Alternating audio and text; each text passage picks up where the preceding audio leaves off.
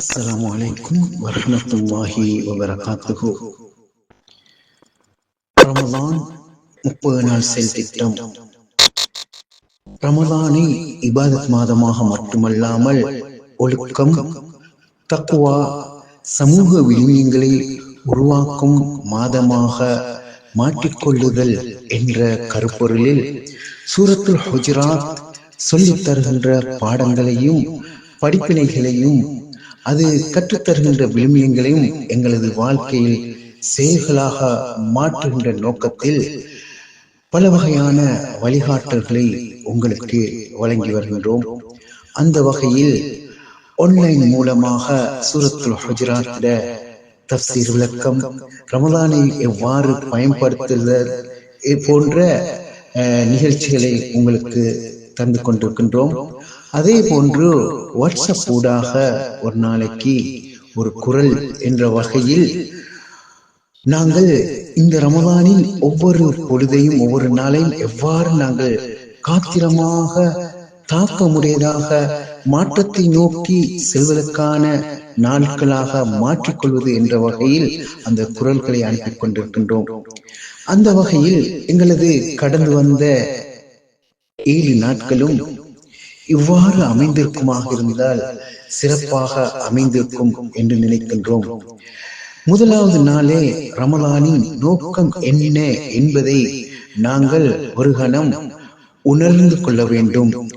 குத்திபா அலைக்கும் ஸியாமு கமா குத்திபா அலல்லதீன மின் கப்லிக்கும் லஅல்லக்கும் என்ற அந்த ஆயத்தை விளங்கி மனனமிட்டு அதை எங்களோட தனிப்பட்ட இலக்குகளாக அமைத்துக் கொள்வது. அதாவது இந்த நோன்பு மாதத்தில் நான் தக்வாவை உணர வேண்டும், தக்வாவை அடைந்து கொள்ள வேண்டும் என்ற நோக்கத்தில் எமது செயல் திட்டத்தை அமைத்துக் கொள்வது.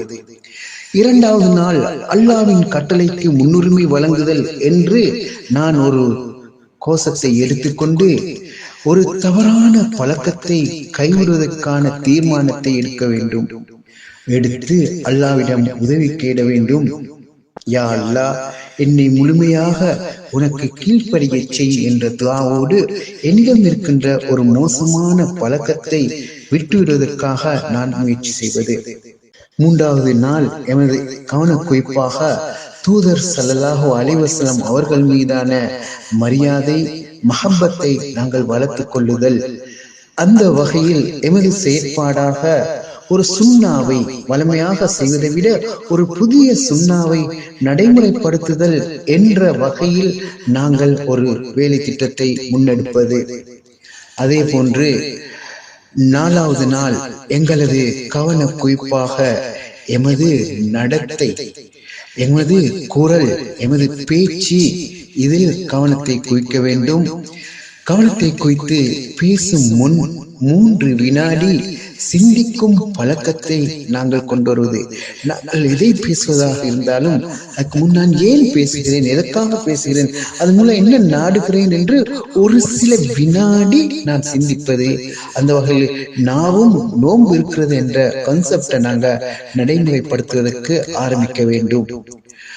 5வது நாள் ஒழுக்கமே இபாதத் என்ற கவனக்குறிப்பிலே குடும்பத்தினரிடம் நான் சிறப்பாக மென்மையான அணுகுமுறைகளை கடைபிடிக்கின்றேனா, இன்று என் நடத்தை என் குடும்பத்தோடு எவ்வாறு இருந்தது என்று நான் ஒரு முறை என்னை பரிசீலித்து பார்த்துக் கொள்வது.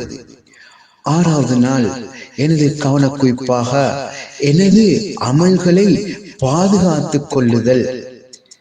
அதாவது எனது செயற்பாடுகள் அனைத்தும் அல்லாஹ்வின் திருப்தியை மையமாக கொண்டு அல்லாஹ்வை நேசிப்பது, அல்லாஹ்வை நெருங்குவது, அவனது அருளை பெறுவது அந்த வகையில் அமைந்திருக்கிறதுவா, அல்லது ஏதாவது ஒரு சில சம்பிரதாயங்களுக்கு கட்டுப்பட்டு அல்லது சில தனிப்பட்ட திருப்திகளை மையப்படுத்தி எனது செயல்கள் அமைந்திருக்கிறதா என்று ஒரு முறை எனது செயற்பாடுகளை நான் சுய பரிசோதனை செய்து கொள்ள வேண்டும். அந்த இடத்திலே அதிகமாக தௌபா செய்யக்கூடியவனாக நான் மாற வேண்டும்.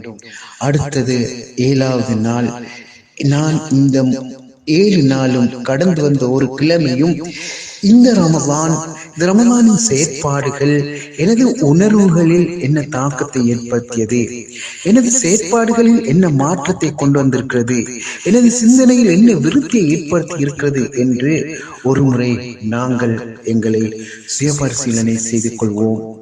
அந்த வகையில் இந்த கடந்த 7 நாட்களும் என்னில என்ன மாற்றங்கள் வந்திருக்கிறது என்று சிந்தித்து பார்த்து விட்டு வருகின்ற 7 நாட்களை நாங்கள் திட்டமிடுவதற்கான அடுத்த குரலில் சந்திப்போம் என்று விடைபெறுகின்றேன்.